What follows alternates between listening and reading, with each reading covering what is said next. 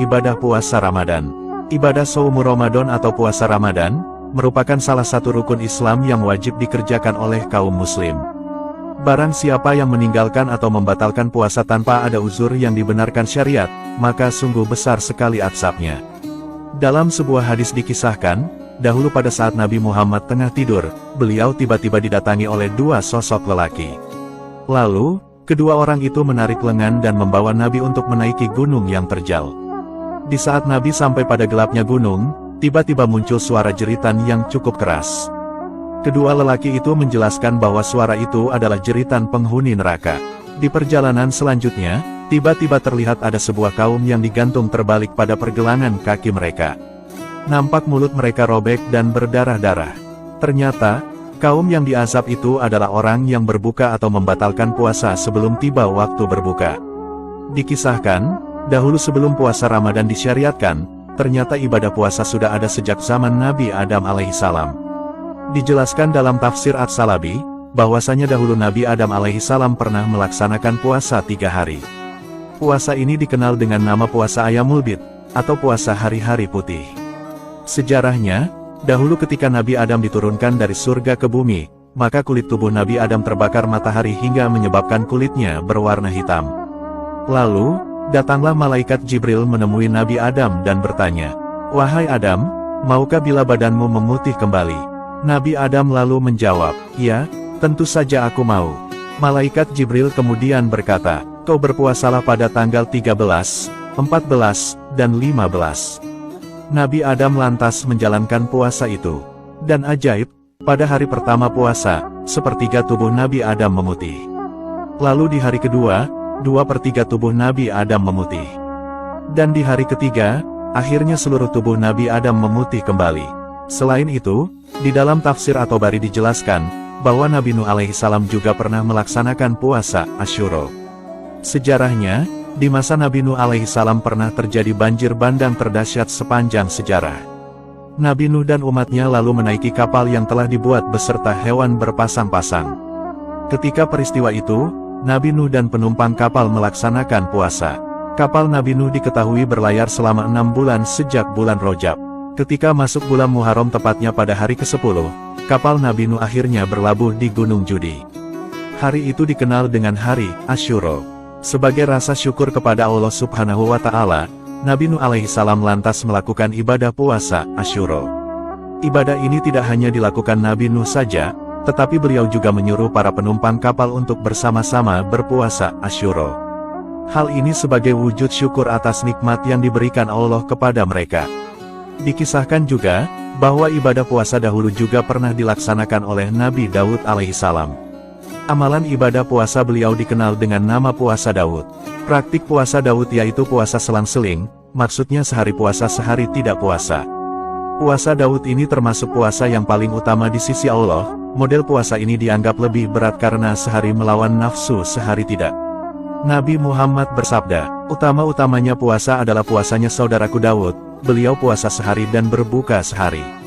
Hadis riwayat Ahmad. Selain itu, ibadah puasa juga pernah dilakukan oleh Nabi Musa alaihissalam. Dahulu, Nabi Musa pernah bermunajat kepada Allah selama 40 hari dan meninggalkan umatnya dari Bani Israel.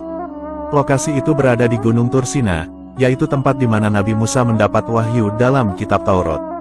Selama 40 hari Nabi Musa berpuasa. Bahkan sampai sekarang, tradisi puasa juga masih dikerjakan oleh orang-orang Yahudi. Selain itu, puasa juga dilakukan oleh orang-orang Nasrani. Masih banyak kisah puasanya para nabi dan umat terdahulu. Adapun sejarah disyariatkan puasa Ramadan, adalah bermula setelah hijrahnya Nabi Muhammad ke kota Yasrib atau Madinah. Saat sampai di kota Yasrib, Nabi Muhammad mendapati orang-orang Yahudi tengah melaksanakan ibadah puasa. Nabi lalu bertanya kepada Yahudi mengenai puasa apa yang dijalankan mereka. Lalu, orang-orang Yahudi Madinah menjawab, bahwa mereka tengah mengerjakan puasa hari baik, Asyura. Alasan Yahudi Madinah berpuasa adalah, bahwa pada hari itu dahulu Nabi Musa dan Bani Israel diselamatkan dari para musuh, hingga Fir'aun ditenggelamkan. Dulu Nabi Musa berpuasa pada hari itu sebagai rasa syukurnya. Setelah mendengar penjelasan itu, Nabi Muhammad dan para sahabat lalu melaksanakan puasa Asyura. Nabi bersabda, "Diriku lebih berhak terhadap Musa daripada kalian. Keterangan ini sebagaimana dijelaskan dalam kitab Manaul Qoton Tarihu Tashri'u al-Islam at-Tashri' wal Fiqih.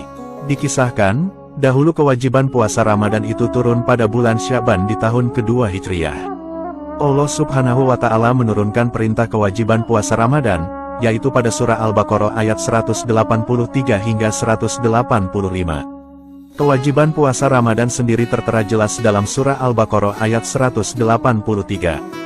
Allah Subhanahu wa Ta'ala berfirman yang artinya, "Hai orang-orang yang beriman, diwajibkan atas kamu berpuasa sebagaimana diwajibkan atas orang-orang sebelum kalian agar kamu bertakwa." Quran Surat Al-Baqarah ayat 183. Pada surah Al-Baqarah ayat 184 dijelaskan, pada awal berlakunya puasa Ramadan, dahulu umat Islam masih diberikan kebebasan pilihan. Yaitu, bagi yang fisiknya kuat boleh memilih antara berpuasa atau membayar fidyah jika kesulitan puasa. Namun, tetap puasa lebih utama. Lalu, ketika umat Islam sudah merasa terbiasa berpuasa, barulah aturan pilihan fidyah dihilangkan bagi orang yang kuat berpuasa secara fisik. Hal ini sebagaimana keterangan dalam surah Al-Baqarah ayat 185. Pada mulanya, batas kewajiban umat Islam berpuasa adalah sampai maghrib tiba. Setelah berbuka, mereka masih boleh untuk makan, minum, dan melakukan hubungan suami istri. Kebolehan itu berlaku sampai mereka sholat isya dan tidur. Setelah itu, mereka tak boleh makan minum dan berhubungan suami istri sampai waktu berbuka puasa lagi. Namun, dalam perjalanannya ketentuan itu dirasa berat bagi umat Islam hingga banyak yang melanggaran larangan berpuasa. Karena keluhan dan keberatan itu, barulah Allah Subhanahu wa Ta'ala menurunkan surah Al-Baqarah ayat 187 yang menjelaskan kelonggaran aturan berpuasa. Yaitu, diperbolehkannya umat muslim untuk makan, minum, dan berhubungan suami istri selama malam Ramadan sampai terbitnya fajar. Turunnya surah Al-Baqarah ayat 187 ini tentunya sangat disambut bahagia dan senang hati oleh seluruh kaum muslim. Dan, kebahagiaan nikmat itu masih bisa kita rasakan hingga sekarang ini. Wallahu a'lamu bishawab.